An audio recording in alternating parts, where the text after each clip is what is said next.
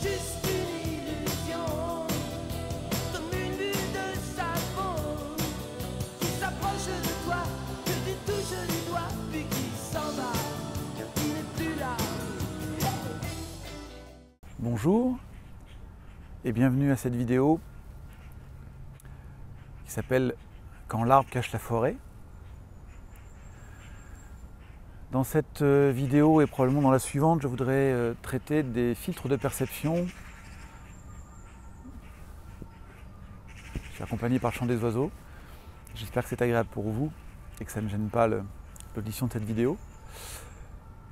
L'objectif pour moi, c'est de nous aider à mieux comprendre pourquoi nous avons justement tant de mal à nous comprendre et pourquoi nous avons tous une manière unique de voir le monde. Pour reprendre l'expression de Alan Kay, c'est « tu ne vois pas le monde comme il est, mais comme tu es ». Pour cette vidéo, en tout cas si vous voulez en profiter pleinement, je vous invite à vous saisir d'une feuille et d'un stylo parce que nous allons partager ensemble quelques exercices pour mieux comprendre comment nous aboutissons à la représentation qui est la nôtre de la réalité, représentation à partir de laquelle nous allons agir dans le monde. Donc allez chercher un papier, un stylo, je vous attends, j'ai profité du soleil qui se lève et de la lumière qui commence à rentrer dans le bois. A tout de suite. Bien, vous avez votre papier, votre stylo? Ok, alors c'est parti. Premier exercice. Dans un instant, je vais mettre à l'écran une phrase et je vous invite à écrire ce que vous lisez. Premier exercice relativement simple, simplement, je lis et j'écris ce que je lis. Vous êtes prêts?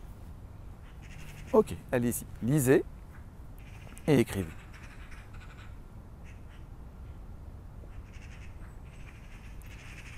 Ok. Je propose maintenant de vérifier qu'est-ce qui était écrit. 4 propositions. Est-ce qu'il était écrit réponse A, l'arbre cache la forêt?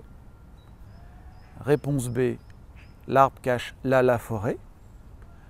Réponse C, l'arbre cache la forêt? Réponse D, je t'en pose moi des questions. La réponse en fait c'est l'arbre cache la forêt. Et pour ceux qui seraient en train d'imaginer que j'ai triché, c'est parfois ce qu'on me dit, c'est pas la même carte que tu nous as montrée, je vous invite à remonter la vidéo pour vous rendre compte que ce qui est réellement écrit c'est l'arbre cache la forêt. Pourquoi est-ce que nous ne voyons pas ce deuxième là? Parce qu'en fait nous ne voyons pas le monde avec nos yeux, nous le voyons avec notre cerveau. Notre cerveau retraite l'image comme il retraite le son et toutes les données que nos sens perçoivent. Or, notre cerveau sait très bien que dans la langue française, quand j'écris correctement, je n'ai pas de raison d'écrire 2 fois là. D'ailleurs, même le logiciel Word, c'est ça, puisque quand vous mettez 2 fois le même mot de suite, il vous propose d'en supprimer un. Ben, notre cerveau fait ça, il supprime un des mots. Quand il estime que quelque chose ne devrait pas être là dans notre perception, il l'enlève. A l'inverse, quand quelque chose de son point de vue devrait être là dans nos perceptions et n'est pas là, il va le rajouter. C'est pour ça que nous ne voyons pas le monde comme il est, mais comme nous sommes, puisque c'est notre cerveau qui va nous faire voir le monde comme il a envie de nous le montrer. Pour le deuxième exercice, je vais vous montrer 2 images. Et comme je dis souvent, ceux qui se disent « je vais tirer des conclusions de l'exercice précédent pour réussir le suivant », détendez-vous, aucun des exercices que je vais vous faire faire, en tout cas que je vous propose, n'est en lien avec le précédent. Donc ce que vous avez appris de l'un ne vous servira pas pour l'autre. Dans celui-ci, toutes les réponses que vous allez me donner sont bonnes. C'est un peu comme l'école des fans, tout le monde aura 10, sauf que vous n'aurez pas les cadeaux à la fin. Donc je vous propose de regarder une première image, et quand vous regardez cette image, de noter qu'est-ce que vous voyez. Il est possible que vous voyez plusieurs choses. Il est possible que vous ne voyez que des taches. Si vous ne voyez rien, je vous invite vraiment à aller consulter pendant un ophtalmo. Ok, donc je vous présente la première image. Que voyez-vous quand vous regardez cette première image? Et notez ça sur votre bout de papier.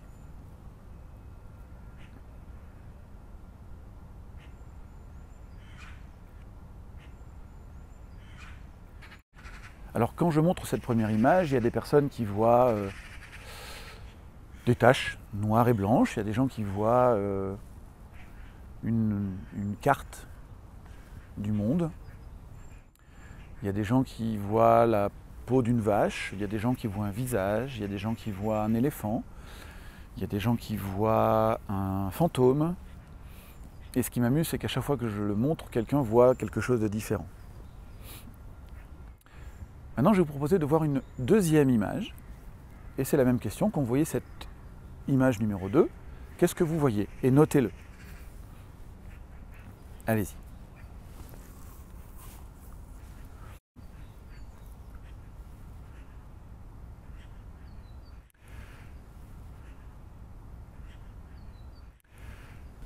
C'est bon?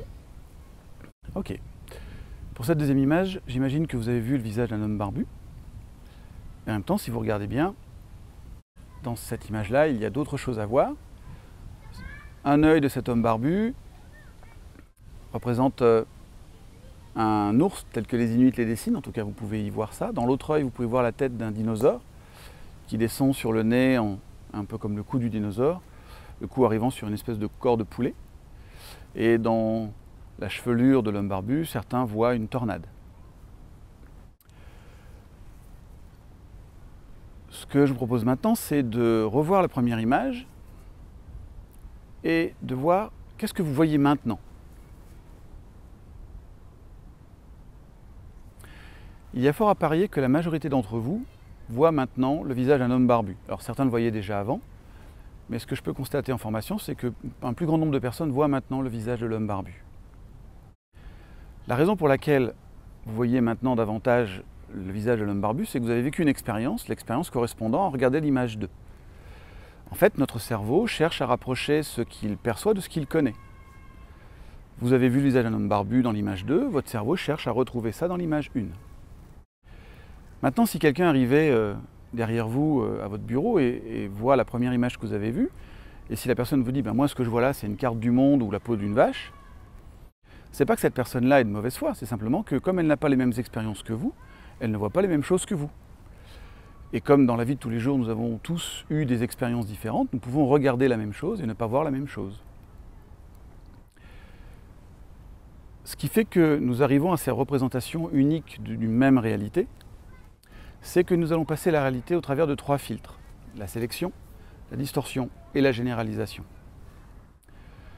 Ces filtres sont liés au fait que nous sommes des êtres humains, donc tout le monde fait ce que je vais vous décrire, simplement nous ne le faisons pas tous de la même manière. Le premier filtre, le filtre de la sélection, est lié au fait que notre cerveau ne sait gérer consciemment que 7 plus ou moins 2 informations. Si je vous demandais là dans l'instant de fermer les yeux et de me donner des informations sur là où vous êtes, vous me donneriez entre 5 et 9 informations. Alors évidemment, ça peut être beaucoup plus si vous êtes dans un lieu que vous connaissez, qui vous est familier. Et si vous vouliez décrire le lieu où vous êtes de manière précise, déjà au plan visuel, il vous faudrait des millions d'informations, un peu comme les pixels d'une photo qui décrivent, qui restituent l'image du lieu où nous sommes. Si vous ajoutez à ça tout ce que nos autres sens peuvent percevoir, à chaque instant, nous sommes entourés de milliards d'informations. Vous imaginez un petit peu la taille de la casquette si notre cerveau devait gérer toutes ces informations consciemment? Donc notre cerveau va choisir de ne retenir qu'une toute petite partie de cette réalité. Et à votre avis, quelle partie de la réalité il va retenir? Ben oui, il va retenir la partie de la réalité qui nous correspond, celle qui nous importe. Ça veut dire que si quelque chose est important pour moi ou si je crois quelque chose, c'est cette chose-là que je vais percevoir dans la réalité. Si vous croyez que c'est la crise, vous allez voir tout ce qui vous indique que c'est la crise. Si vous croyez que c'est juste une transition, vous allez voir tout ce qui vous montre que c'est une transition. Si vous croyez que la vie est douce et belle, vous allez voir tout ce qui vous montre que la vie est douce et belle. C'est effectivement ce qui fait dire à Alan Kay, tu ne vois pas le monde comme il est et comme tu es, mais comme tu es. Donc je sélectionne une toute petite partie de cette information-là. Cette petite partie d'information, je vais la passer au travers d'un deuxième filtre qui s'appelle la distorsion. Alors le principe de ce filtre-là, c'est de donner du sens aux choses. C'est-à-dire que les choses et les événements n'ont pas de sens par eux-mêmes. C'est nous qui allons leur donner du sens. Par exemple, si je tends la main à quelqu'un, en allant vers lui et en lui souriant, il y a de grandes chances qu'il saisisse ma main, qu'il la secoue en me disant « Bonjour, comment vas-tu » Parce que dans notre société, nous déformons tous ce même geste de la même manière, en tout cas une grande majorité d'entre nous, ce qui fait que je n'ai pas besoin d'expliquer à l'autre ce que je suis en train de faire. Je n'ai pas besoin de lui expliquer que je ne demande pas une pièce d'1 euro ou que je ne vais pas le frapper. Il comprend que je veux lui dire bonjour. Sauf que parfois, le sens que nous allons donner à un événement n'est pas le sens que l'autre va donner à l'événement.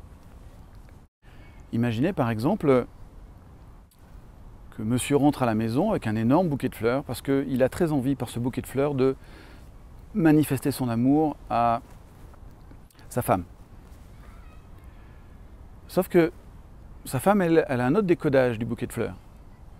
Et peut-être que lui, quand il va arriver avec son bouquet de fleurs plein d'amour pour lui donner, elle va prendre le bouquet de fleurs et elle va lui dire « Qu'est-ce que tu as encore fait comme connerie ?» C'est-à-dire que le sens du bouquet de fleurs pour monsieur, c'est « Je veux te dire je t'aime » et le sens du bouquet de fleurs pour madame, c'est « T'as fait une connerie ». Peut-être qu'à ce moment-là, monsieur va lui dire « Ah non, pas du tout, non, j'ai rien fait, c'est vraiment juste pour te dire à quel point je t'aime ». Et peut-être que madame, toujours dans sa croyance, va lui dire « Et en plus, te fous pas de moi, pardon ». À ce moment-là, nous pouvons jouer un de nos sports favoris, c'est qui a tort, qui a raison, ou alors chercher à comprendre qu'est-ce qui amène l'autre à voir le monde comme il le voit. En fait, c'est juste le fruit de nos expériences qui nous amène à décoder un même événement d'une manière différente. Donc, nous sélectionnons une partie de l'information, nous le déformons au travers du filtre de la distorsion, et nous allons passer cette information-là, celle qui reste, au travers d'un troisième filtre, qui est le filtre de la généralisation. Le principe de ce filtre-là, c'est de considérer que ce qui a été vrai une fois ou un certain nombre de fois est vrai tout le temps. Alors à nouveau, c'est utile parce que ça me permet d'avoir des repères.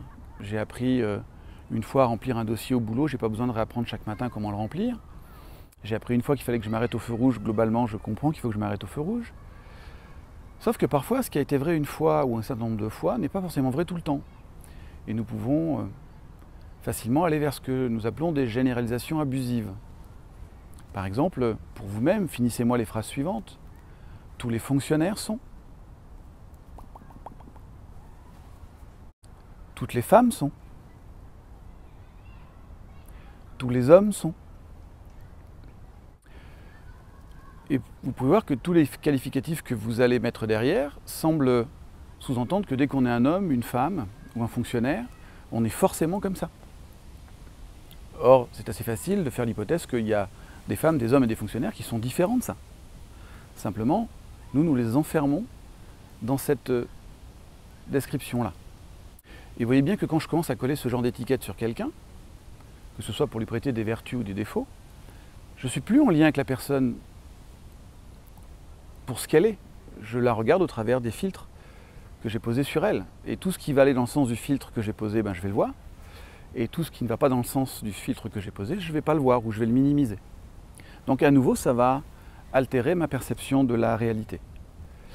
Et cette déformation-là, la généralisation, peut aller très très loin. Regardez de par le monde les guerres que nous sommes capables de faire juste parce que certains ont terminé pour eux-mêmes des phrases du genre « tous les musulmans sont, tous les juifs sont, tous les patrons sont, tous les américains sont ». Et simplement en prêtant encore une fois des vertus, des qualités derrière ces critères-là, je vais peut-être vouloir aider ou détruire les personnes qui sont derrière cette étiquette-là.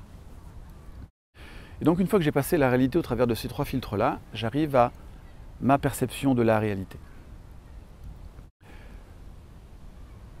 De manière à faire une vidéo un peu plus courte que peut-être celle que je fais d'habitude, je vais couper en deux la vidéo sur les perceptions. Donc je vous souhaite une belle fin de journée, une belle vie, et donc à très bientôt pour la suite de la vidéo sur les perceptions. Au revoir.